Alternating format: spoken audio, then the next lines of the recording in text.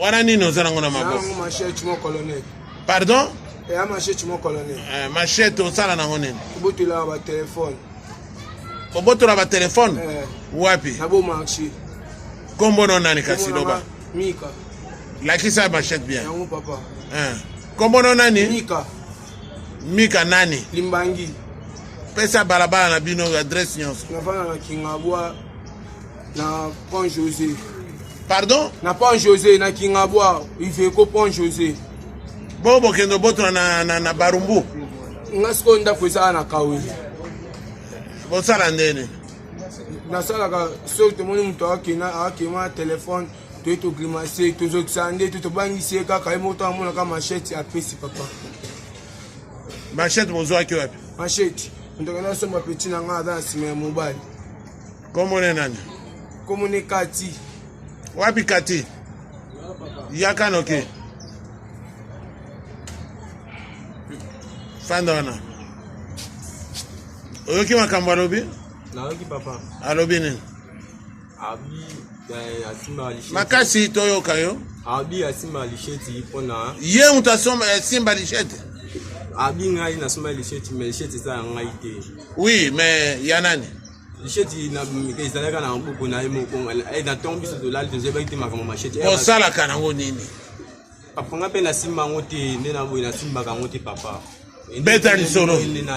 Tika koroba. Beta lisoro. Papa. Tolalaki tolaki na e. Tolalaki na ndaku bongo balala kangala la nga koto likolo. Bango la kuna se. Tolali bo to bimaki to bina buto to na biso pe piaka. To ebo to olala. Kolala tolali tokutaki masa na biso amususu na sima azalaki na pongi. Yala musi eke onda bo tokosa shida mabo ya bakiti ya mabende bakiti ya mabende.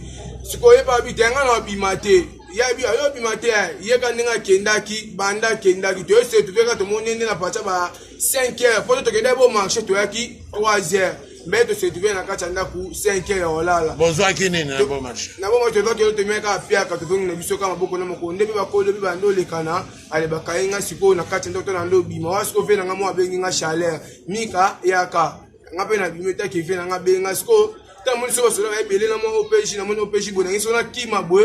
Moi d'aller les souter OPJ ne me montre quand même la machine na njoto. Wapi moninga na bino msusana? Kelema tunataka.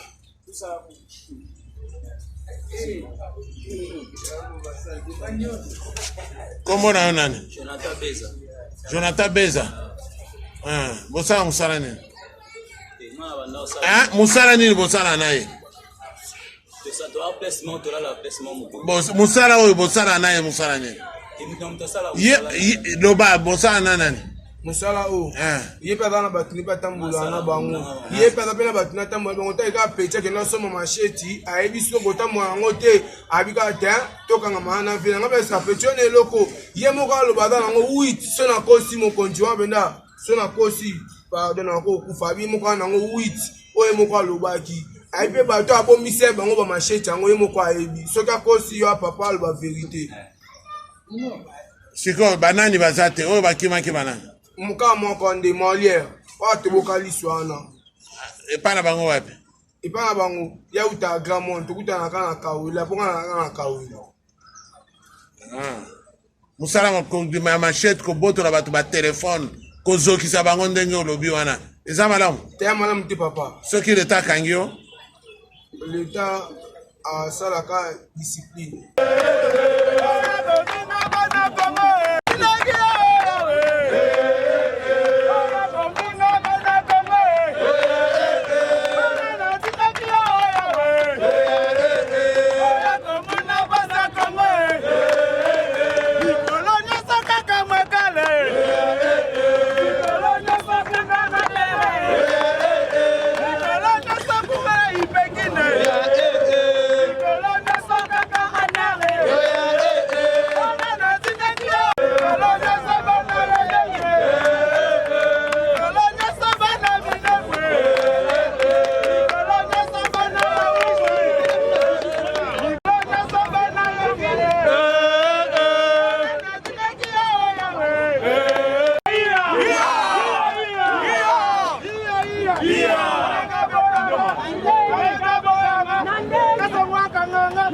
Congolais.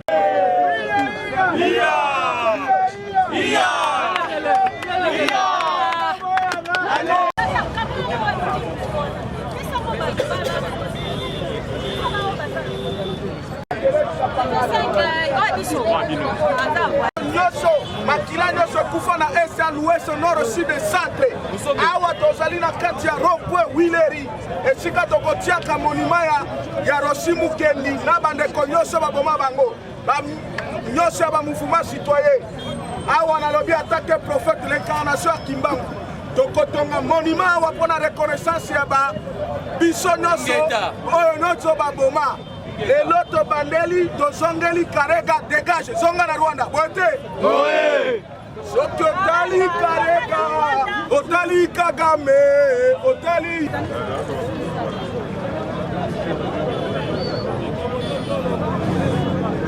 Ikutu, l'État congolais soutenir yango soki tozalaki mpena dirige na bapatriote soki toza dirige na banationaliste soki toza dirige na bato oyo balingi dignité ya Congo normalement marche oyo ya bamouvement citoyen falaki l'État congolais esoutenir yango mais tala kala mingi te tato bana marche bakotindela biso police comment bakotindela bato police comme la fois passée batindeli bapolice botindela bato police bato oyo bazo réclamer dignité na yo. Combien de nos hommes en uniforme sont morts là-bas? À la suite, il y a soutien, il y a Kagame, il y a Rwanda, il y a rébellion na biso. Combien? Et puis, il y a gaz lacrymogène. Gaz lacrymogène, ils ont son maman, il y a des impôts, il y a des contribuables. Ma maman, il y a des taxes pour l'État. Il y a des bombes lacrymogènes, il y a des kalachnikov. Pour tirer biso, il y a la dignité na biso. Il y a un gros biso, il y a un compte, il y a président Martin Fayulu, na compte, il y a SID. Oyebi Komba, président Martin Fayulu, Azar Obunda, ensemble, le docteur Mukwege. Le docteur Mukwege, vit dans danger na Est. Le docteur Mukwege, Mokili, Moni Bitumbana, PCA, prix Nobel, il y a paix.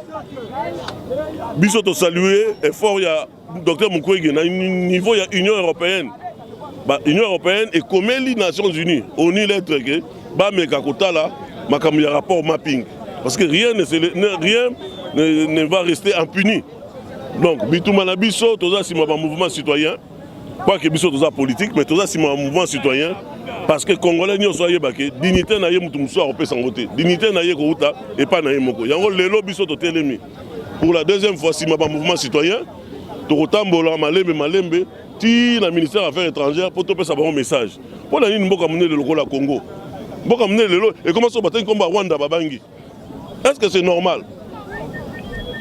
Donc, Mboka Mouné, le Congo, avec tout ce que nous avons, à côté d'un petit pays qui est Pemé Nabiso, ou économie Nabango, et aussi la captation de minéraux Nabiso dans la partie orientale. Le Rwanda vit, le Rwanda, ce n'est pas un pays riche. Parce que la propagande Nabango, 40% il y a budget à Rwanda. Et où tu as une aide internationale. 40%. Et ça, c'est un pays agricole. À 90% d'activité économique dans Bango agricole. Bon, les lots remontent à Rwanda sur la liste des pays exportateurs, il y a des coltan, il y a des minéraux belés. Tout le monde sait que c'est sous le dos du Congo. Donc, Congo a l'obaté. Mais dans ces pays, dans la génération, il y a un mouvement citoyen. Génération Oyo et Telemi, génération Oyo, Tolobisogi, Barobomabiso Pona, dignité na biso. Talande Kofachi, parmi mes premiers voyages, il y a comme président, et le place à Liboso Akenda, la Rwanda. Il est allé s'incliner devant le mémorial du génocide rwandais. Pendant que Kagame a Niaka, pendant que Bandeko, où est la dignité du Congolais en tant que peuple? Où est la grandeur du Congo en tant que nation? Non, Ndeko Fachi a continué dans la même direction, comme il a été nommé par M. Kabila, va continuer politique Wana, il y a sorti le Meli Rwanda, nga moko nazala victime. Nga ti ba bimsaranga na Assemblée nationale. Bato ba mona ngo ba raison mususu. Bitumba la bunda. Moi j'ai défié le président rwandais face à face. Donc enda coup to gagner à Congo et gagner face à Rwanda. Malheur nangé zala wana. Yango lelo to za simo mouvement citoyen pour mobiliser la population pour la dignité congolaise. Dignité et ça n'a prité.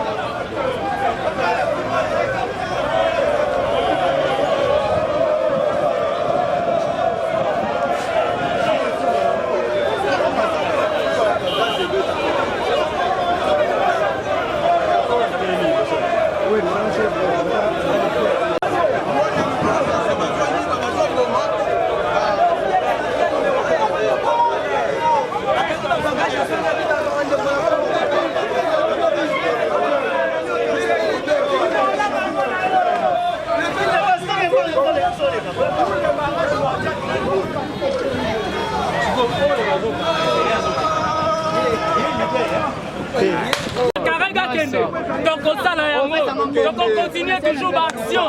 L'action est continue. Donc on dit jusqu'à ce que Karega va pas retourner à Rwanda. C'est ça. Non, la lobby marche et ça autorisé. Nos autorités et les organisateurs sont en contact avec la police. On a besoin par raison. Objectif service en marche et ça les mis. On a fait des Willeries jusqu'à INRB ici. On a déjà manifesté. La population va mourir. Le légué au biso au sali. Le peuple a manifesté. Karega finira par partir. C'est au nom de la dignité des Congolais, au nom de la grandeur du Congo en tant que nation.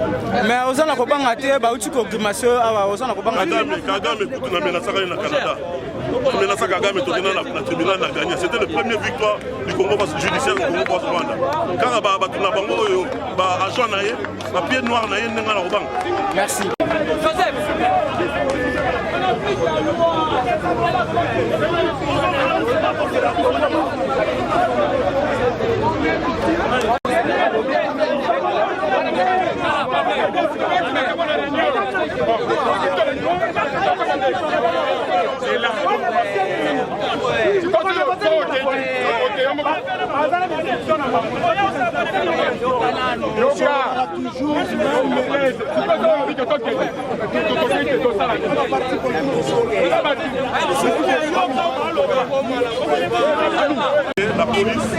La police est venue bousculer les gens, il y a eu des blessures, il y a eu des arrestations. Et c'est ça que M. Tshilombo, M. Félix parle de l'état de droit.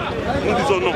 Ils sont encore sous le joug du pouvoir rwandais. Est-ce que vous avez eu le temps d'informer le conseil urbain? Bien sûr, bien sûr. Et quelle a été la réaction de conseil urbain? Mais nous sommes dans un régime d'information. Nous ne sommes pas dans un régime d'autorisation. Donc, M. Félix a fait parler de l'état des droits. L'état des droits demande à ce qu'on informe, qu'on n'attende pas l'autorisation. Et normalement, la police qui devait nous encadrer, c'est cette même police de bouscule. Où est l'état des droits? Qu'est-ce que vous attendez concrètement de cette démarche? Cette démarche, faire la pression auprès des soi-disant autorités congolaises pour exiger, pour imposer le départ de cet ambassadeur, M. Karega, ambassadeur du Rwanda à Kinshasa, qui nie que le Congo n'a jamais été menacé, traqué, les Congolais n'ont jamais été tués par les Rwandais. La police républicaine, la police républicaine, qui sait aussi respecter la Constitution, qui dit qu'on informe, mais on demande pas l'autorisation. Nous avons confiance en vous. Tamba na marche Mokola lelo. Est-ce que la Congo a la liberté de la presse ezali ou bien l'état des droits au Baroque l'état des droits est-ce que ça réellement la RDC? Vraiment que non jusque là avant de voir la analyse sur l'état des droits nan écotité dans le souhait en Zélande donc ngai déjà la zaki déjà mixé donc yebika kozaki na yo à un certain moment où yebisika que notre Joël ça l'attention à téléphone donc la police déjà va pouvoir menacer du fait que non je prenais les images et ba ko baki ko agresser reprocher comme ma kasi j'étais là pour ma image et du coup ba ko menacer mais gaz à liboso ba beti à mon la direction na nga et puis maman ko est dans le bobo donc des abongo na za na pota et puis na oka vraiment le boko na nga ils ont augmenté pour ils ont mata donc pour na ngai na ko na lo ya lo baté parce que ba yebi que non état des droits ça té na ne tikali ki exister té tant nous sont des bande comme so ba lo ba ka za na ambassade et nous ka passeport ko ya ko na donc courage Fermi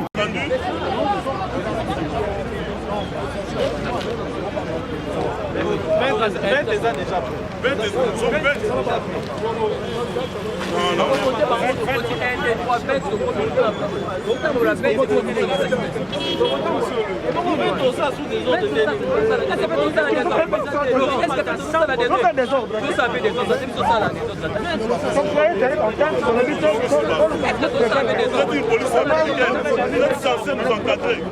mais vous profitez pour nous regarde-moi, regarde ici. Le friquet là, pas cogné. Nous nous battons pour vous. Les policiers nous meurent là-bas. Les Rwandais tuent nos policiers là-bas à l'est. Nous nous battons pour vous. Et Kigali, à travers ces autorités qui sont ici, nous envoie pour nous maltraiter. On va aller jusqu'au bout. Ici au ministère des Affaires étrangères. Mais avant toute chose, je crois qu'il est quand même important de remercier la presse qui a commencé à nous accompagner depuis que nous avons lancé cette campagne de protestation contre l'ambassadeur rwandais qui a tenu, je rappelle, de propos négationnistes en ce qui concerne les atrocités qui se déroulent à l'est du pays depuis maintenant 20 ans. Vous savez que depuis le 22 novembre, le 22, c'est quel mois? Non, le 22 août. Vous savez, depuis le 22 août, l'ambassadeur a tenu de propos vraiment négationnistes. Et au lendemain, nous avions lancé la campagne qui devrait s'articuler sur plusieurs séries d'activités. La première série d'activités consistait à organiser un sitting devant l'ambassade rwandais. Nous l'avons fait. Et la suite, aujourd'hui, voulait que nous puissions rencontrer les autorités, la chef de la diplomatie congolaise, pour lui déposer le mémo, mais aussi lui parler de vive voix de notre indignation en tant que peuple. Mais aussi poser la question de savoir pourquoi est-ce que depuis plus d'un mois aujourd'hui, cet ambassadeur n'est pas encore expulsé tel que nous le demandons. Nous avons été reçus par l'administration. Malheureusement, Madame la ministre n'a pas pu nous recevoir au regard de son programme super chargé. Mais nous avons été confiés entre les mains de Madame le directeur de cabinet de la ministre, avec qui nous avons échangé pendant une vingtaine de minutes, où nous avons donné notre avis et nous avons fait part de notre indignation. Et en retour, elle nous a premièrement rassuré de la totale coopération du ministère des Affaires étrangères. Deuxièmement, du fait que Madame la ministre allait recevoir en tout cas les propos tels que nous l'avions présentés. Et elle nous a promis évidemment aussi dans un temps, en tout cas record, de voir dans quel cadre nous rappeler pour se concerter une nouvelle fois avant que la diplomatie congolaise puisse officiellement se prononcer.